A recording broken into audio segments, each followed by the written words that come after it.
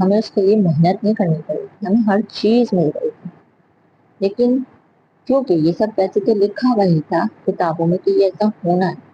اب کیونکہ شیطان ہماری کمزوریوں کو جانتا تھا اور اس نے حضرت حوا کی کمزوری پر کیا کیا، اس کو قابو کرنے کی کمزوری پہ ریسرچ کیا تھا، قابو کرنے کی کوشش کی۔ اب جب ہمیں جنت سے نکال دیا تو ہمیں کہا گیا محنت کرو، تاکہ تمہیں پتا چلے کہ تمہیں بیٹھے بٹھائے جو جنت ملی تھی وہ تمہیں ایسے ہی ملی تھی، اب تم محنت کرو اور محنت کر کے جنت پاؤ۔ اس لیے ہمیں محنت کرنی ہے اس پہ۔ اور دنیا ایسی ہے جیسے آنکھ بند کری اور پھر کھولی اور ختم۔ ہم لوگوں کو نہیں پتا، بیٹھے بیٹھے موت آ جاتی ہے، سوتے سوتے موت آ جاتی ہے۔ ہم لوگوں کو نہیں پتا کہ ہماری موت کب، کس وقت اور کس جگہ لکھی، لیکن ہاں اتنا اللہ رب العزت نے بتا دیا ہے کہ نفس ذائقۃ الموت، ہر انسان کو موت کا مزہ چکھنا ہے، چاہے وہ پہاڑ پہ پہنچ جائے یا زمین کے آخری کونے میں پہنچ جائے، اسے موت آنی ہے۔ ہمیں پتا ہے ہمیں موت آنی ہے، ہمیں پتا ہے دوزخ ہے، ہمیں پتا ہے کہ ہمیں موت کے بعد قبر کے مراحل میں سوال جواب سے گزرنا ہے۔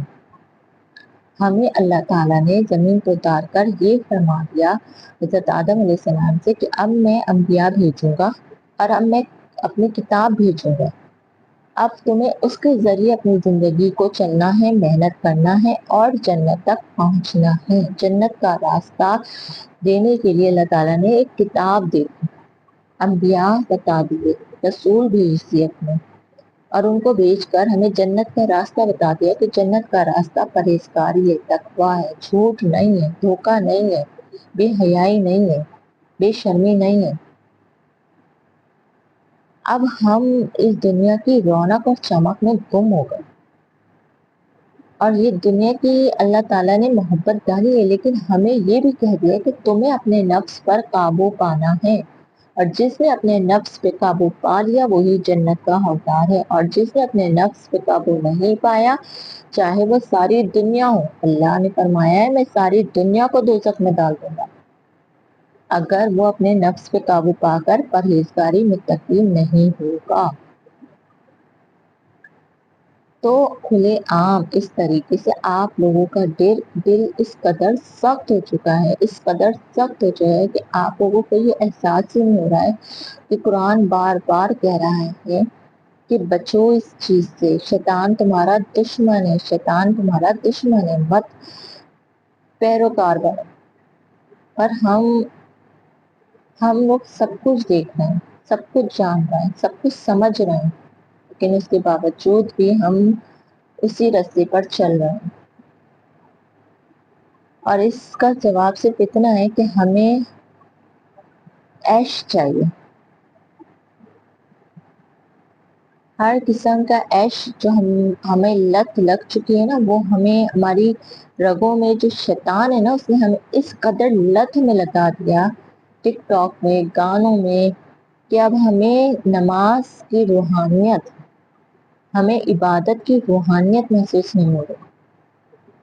ہمیں یہ محسوس نہیں ہو رہا کہ ہمیں دوزخ، اگر ہم ان عمل پر چلیں گے نا تو ہم کوئلوں پہ چل رہے ہیں، ہمیں یہ محسوس نہیں ہو رہا۔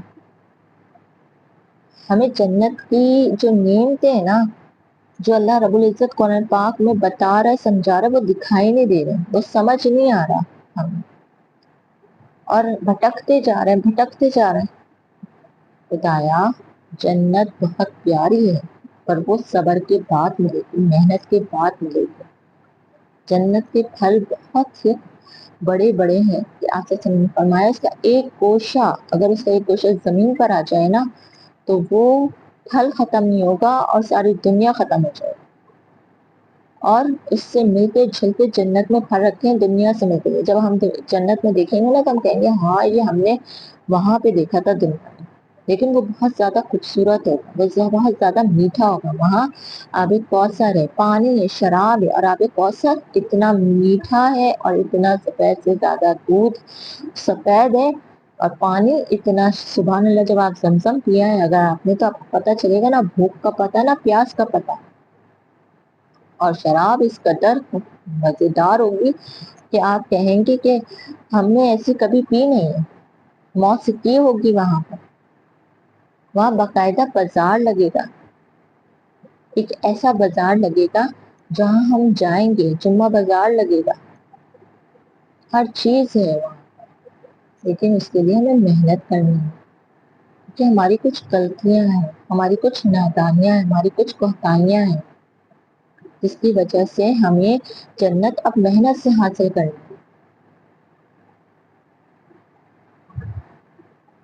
کہتے ہیں مومن عورت اس قدر خوبصورت ہے کہ اگر وہ دنیا میں جھانک لے نا